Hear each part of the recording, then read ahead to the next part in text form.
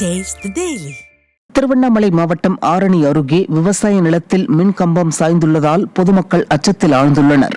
மைனந்தல் கிராமத்தில் பெஞ்சல் புயல் காரணமாக சாலையில் உள்ள மின் கம்பம் விவசாய நிலத்தில் சாய்ந்தது.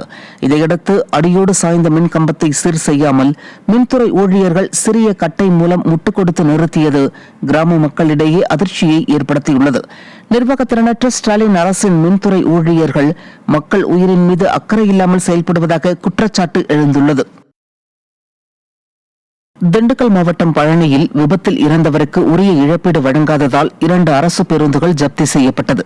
ஓடைப்பட்டி கிராமத்தை சேர்ந்த பழனிசாமி என்பவர் வெறியப்பூர் பிரிவு அருகே காரில் சென்றபோது எதிரே வந்த அரசு பேருந்து மோதி உயிரிழந்தார். இதற்கு உரிய இழப்பீடு கேட்டு அவரது குடும்பத்தினர் பழனி கூடுதல் மாவட்ட நீதிமன்றத்தில் மனு அளித்தனர். இதையடுத்து பழனிசாமி குடும்பத்திற்கு வட்டியுடன் சேர்த்து 35,41,000 ரூபாய் இழப்பீடு வழங்க நீதிமன்றம் உத்தரவிட்டது. நீதிமன்ற உத்தரவை அரசு நிறைவேற்றாத நிலையில் 2 அரசு பேருந்துகள் நீதிபதி உத்தரவுப்படி ஜப்தி செய்யப்பட்டன. மதுரை மாவட்டம் திருப்பரங்குன்றம் அடுத்த மூலக்கரை பகுதியில் இருசக்கர வாகனம் விபத்துக்குள்ளானதில் பெண் படுகாயமடைந்தார். அண்ணா நகரில் இருந்து 35 வயது மதிக்கத்தக்க பெண் ஒருவர் இருசக்கர வாகனத்தில் திருப்பரங்குன்றம் நோக்கி சென்று கொண்டிருந்தார். அப்போது இருசக்கர வாகனம் வேனுடன் மோதிய விபத்தில் பெண் படுகாயமடைந்தார். அங்கிருந்தவர்கள் ஆம்புலன்ஸுக்கு தகவல் அளித்த நிலையில் 45 நிமிடம் தாமதமாக ஆம்புலன்ஸ் வந்ததால் அங்கு போக்குவரத்து நெரிசல் ஏற்பட்டது. பின்னர் அரசு மருத்துவமனையில் காயமடைந்த பெண் சிகிச்சைக்காக அனுமதிக்கப்பட்டார். இந்த விபத்து குறித்த சிசிடிவி காட்சிகள் வெளியாகி பொதுமக்களிடம் அதிர்ச்சியை ஏற்படுத்தியுள்ளது.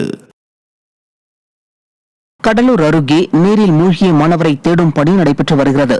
கடலூர் அரசு தொழிற்கல்வி நிலையத்தில் படிக்கும் 6 மாணவர்கள் நத்தப்பட்டு ஆஞ்சநேயர் கோவில் எதிரே உள்ள ஆழம் மிகுந்த பெரிய குளத்தில் குளித்துள்ளனர். இதில் கதிர் என்ற மாணவர் எதிர்பாராத விதமாக நீரில் மூழ்கினார்.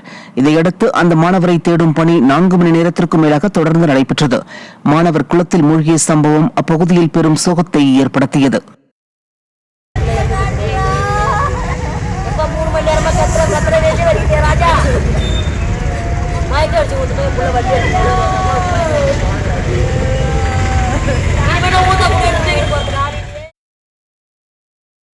சிவகங்கை மாவட்டம் தேவக்கோட்டை அருகே தென்னிவயல் கிராமத்தில் 100 நாள் வேலையின் போது கொடிய விஷமுடைய கதண்டு வண்டு கடித்ததில் 10க்கும் மேற்பட்டோர் காயமடைந்துள்ளனர்.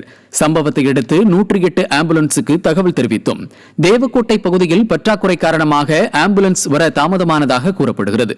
இதனால் அருகில் இருந்தவர்கள் பாதிக்கப்பட்டவர்களை மீட்டு தேவக்கோட்டை அரசு மருத்துவமனைக்கு கொண்டு சென்றனர். மக்களுக்கு ஆபத்தில் உதவ வேண்டிய 108 ஆம்புலன்ஸுகள் திறனற்ற ஸ்டாலின் ஆட்சியில் பற்றாக்குறை காரணமாக அவசரத்திற்கு கூட கிடைப்பதில்லை என மக்கள் குற்றம் சாட்டுகின்றனர்.